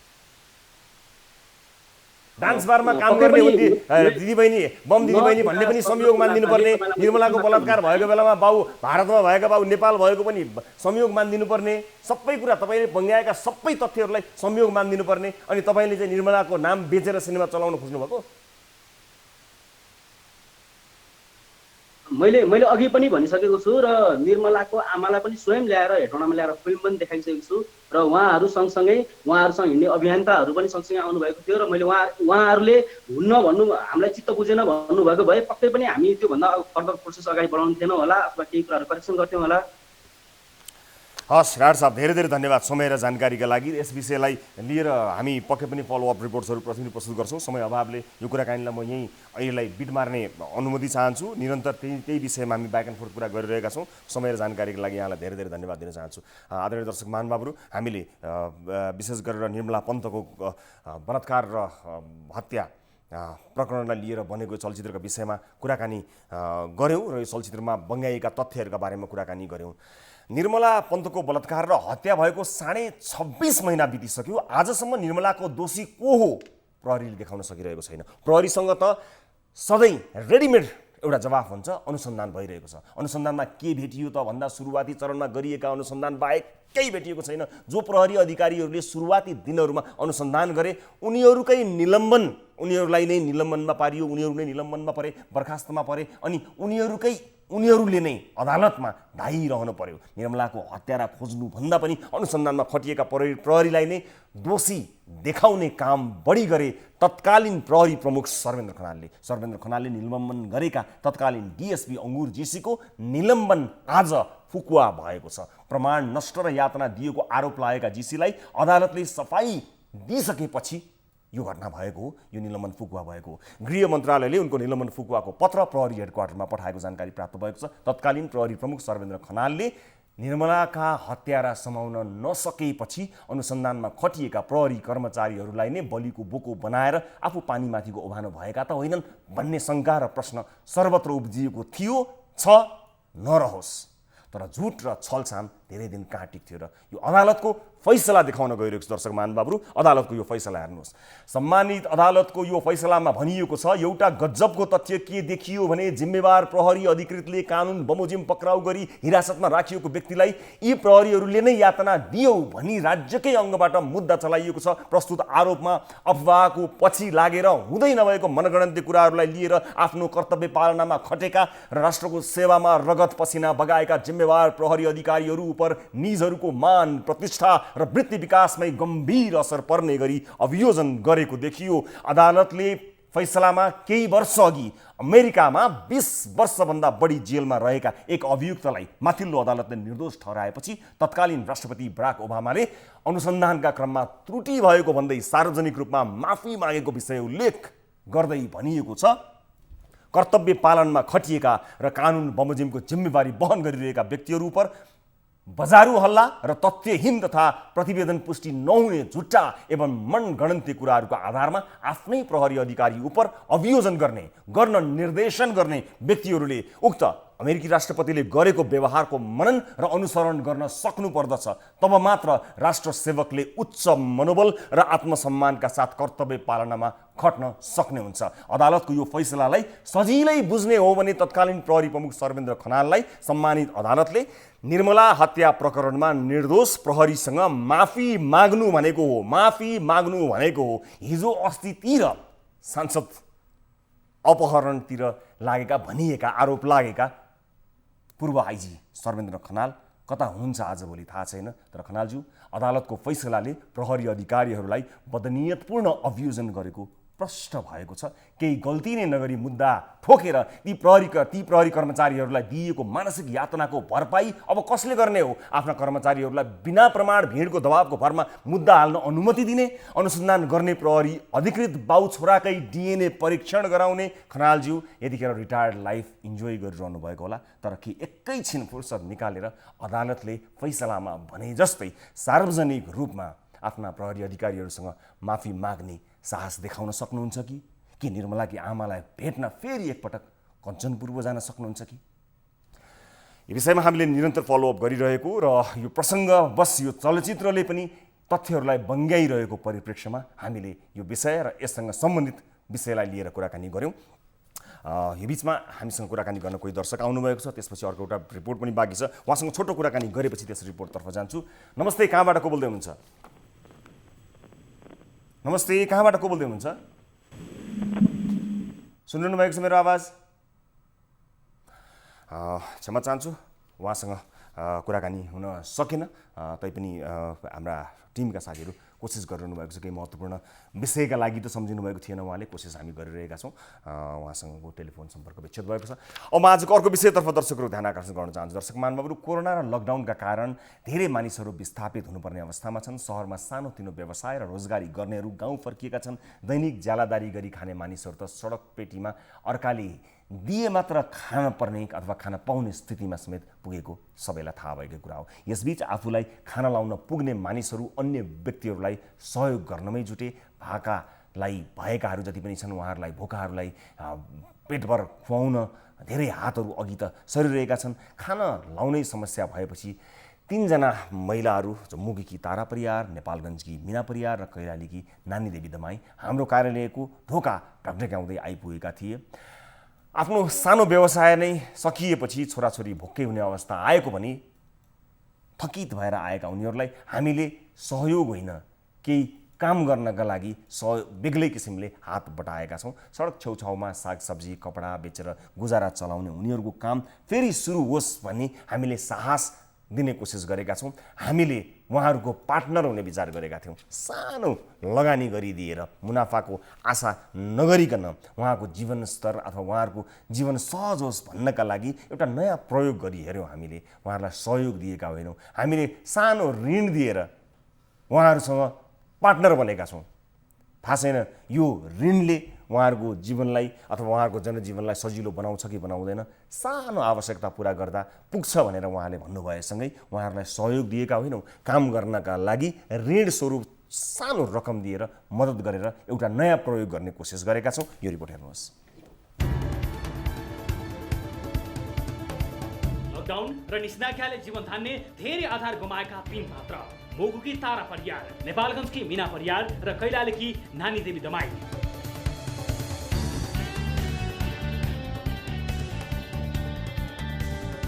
17 वर्षदेखि काठमाडौँमा सागसब्जी बेच्दै आएकी तारा परियारको लकडाउनले अवस्था निकै नाजुक बनायो। के गर्ने सर, केही गर्दैन, बुढो थियो अस्ति न कमै गर्दै गर्ने बितिहाल्यो। अब के गर्ने, के गर्यो, यो 2टा आँखा मासु पलाएर यो आँखा दुखिरहन्, यो खुट्टु लाटो भइरहेछ। अब त्यही त पहिला त्यो माओवादीले लखेटेर यतातिर आएको हो। अब के गर्नु, तल बिस्ताबिका पैसा आयो गयो भन्छन्, त्यो पनि हात लागेको छैन। जनआन्दोलन पढ्यो भने पैसा पनि तल हात लागेको छैन। लकडाउनसँगै रोजगारी कम्यो, घरमा भएका खाद्य सामग्री ग्यास सबै सकिए। चुलो नै बल्न छाडेपछि के गर्ने, कता जाने भन्ने असमञ्जसतामा परिन् परियार। कति दिन 5-6 दिन भोकभोकै पनि बस्यो। पहिला लकडाउन हुँदा हजुरलाई हामीले टिभीमा देख्यो, हजुरको अफिसमा पनि आएर गेटमा म 5-6 दिन पनि मैले बसेँ है। हामीलाई एकदम ग्यास सिद्धिएको आज 8-9 दिन भइसक्यो। बच्चाहरू भोकभोकै छन् कोठामा है। भूकम्पपछि गाउँबाट विस्थापित भएर काठमाडौँ पसेकी मीना परियारका 3 जना बच्चा छन्। अहिले उनको पाठेघरको अपरेसन गर्नुपर्ने छ, तर उनले न त राम्रोसँग आफ्ना बालबच्चालाई पेटभरि खुवाउन सकेकी छिन्, न आफ्नो उपचार नै गर्न। आज त्यो पाठेघरको अपरेसन गर्नुपर्ने, पैसा छैन, खाने खर्च छैन, समस्या छ। सानसानो बच्चा छन्, बुढो गाउँतिर गइरहेछ, त्यही भयो। आम्दानीका सबै बाटो बन्द भएर पेट कसरी पाल्ने भन्ने चिन्ता बढ्न थालेपछि विभिन्न ठाउँमा निकायमा भौतारिने क्रममा उनीहरू हाम्रो कार्यक्रमबाट केही सहयोग पाइन्छ कि भन्दै हाम्रो कार्यालयसम्म आइपुगे। बुझ्दै जाँदा उनीहरूलाई केही दिन छाकटार्ने सहयोग भन्दा पनि लामो समयसम्म पेट पाल्न सक्ने आधार चाहिएको थियो। त्यसपछि हामीले उनीहरूलाई के गर्न सकिन्छ र कसरी गर्न सकिन्छ सल्लाह गरेर हामीलाई सम्पर्क गर्न भन्यौँ। यसको लागि के चाहिन्छ, तपाईँलाई के चाहिन्छ, तपाईँको लागि व्यवस्था म गरिदिन्छु, तर तपाईँले के काम गर्ने भन्ने कुरा मलाई बताउनुहोस्। मैले जस्तो उहाँको किने म अरूहरूलाई पनि किन्न अनुरोध गर्छु। तपाईँले के गर्न सक्नुहुन्छ, गर्न सक्ने चिज ल्याउनुहोस्, त्यसमा के लगानी थोरै लगानी त भने तपाईँले 2000 चाहियो होइन। उनीहरू भोलिपल्ट हाम्रो कार्यालयमा फेरि आए र आफ्नो योजना सुनाए। उनीहरूमध्ये तारा परियार मोटरसाइकल चालकले लगाउने चेस्ट गार्ड बनाउन दखल राखिरहेछन् भने नानी देवीसँग सजावटको फुल बनाउने कला रहेछ। त्यस्तै मिना परियारले होलसेलबाट केही कपडा किनेर त्यसलाई विभिन्न ठाउँमा डुलेर बेच्ने योजना बनाइन्, जसका लागि उनीहरूलाई प्रति व्यक्ति 10,000 रुपियाँ आवश्यक पर्ने बताए। उनीहरूकै माग अनुसार हामीले व्यापारका लागि प्रति व्यक्ति 10,000 र तत्काल उनीहरूका आधारभूत आवश्यकता पुरा गर्नका लागि प्रति व्यक्ति 5,000 रुपियाँ गरी 15,000 रुपियाँ उपलब्ध गरायौँ।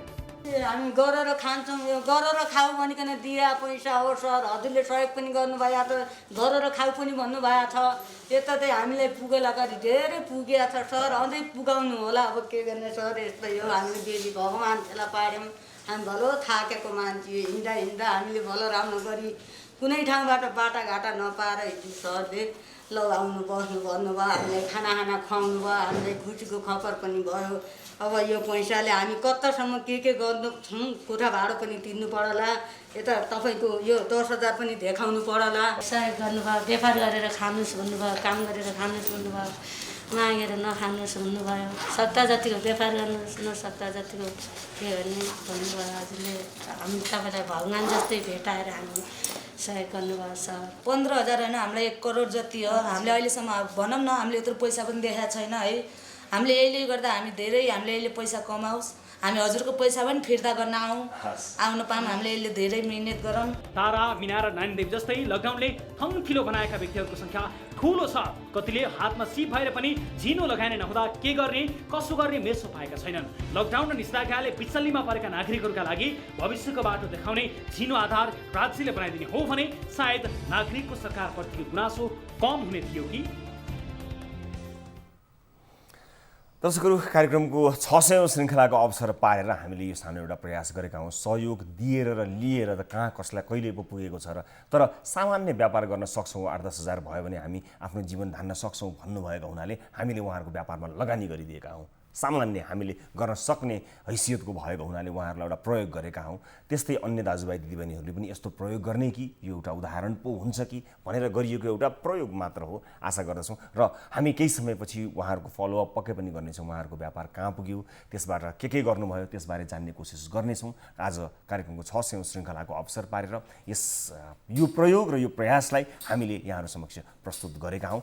यो सँगसँगै आजका लागि कार्यक्रम निर्धारित समय समाप्त भएको छ। दर्शक महानुभावहरू, सधैँ नै 100 एपिसोडको माइलस्टोन भनौँ पार गर्दै जाँदा हामी त्यसलाई उत्सवका रूपमा प्रस्तुत गर्दै आउँथ्यौँ। तर यसपालि कोरोना महामारीका कारणले हामीले नियमित जसरी नै कार्यक्रम प्रस्तुत गऱ्यौँ, आगामी दिनहरूमा प्रस्तुत हुने कार्यक्रममा हामी पक्कै पनि महामारीबाट बाहिरिनेछौँ र ती कार्यक्रमहरू यसै गरी विगतका कार्यक्रमहरू जस्तै उत्सवका रूपमा मनाउँदै खबरदारी गर्नेछौँ, होसियारी सहित भन्ने विश्वास दिलाउन चाहन्छु।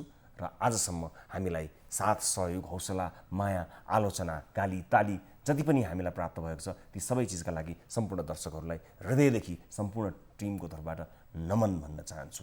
थप न्युजका लागि हाम्रो वेबसाइट www.news24nepal.com मा जानुहोला। साथै हामीलाई फेसबुक, ट्विटर र युट्युबमा पनि फलो गर्न सक्नुहुनेछ। कार्यक्रम सीधा कुरा जनतासँगको आजको श्रृङ्खलाबाट सम्पूर्ण युनिटका साथमा 10औंलाई जोडेर नमस्ते, रवि लामिछानेको।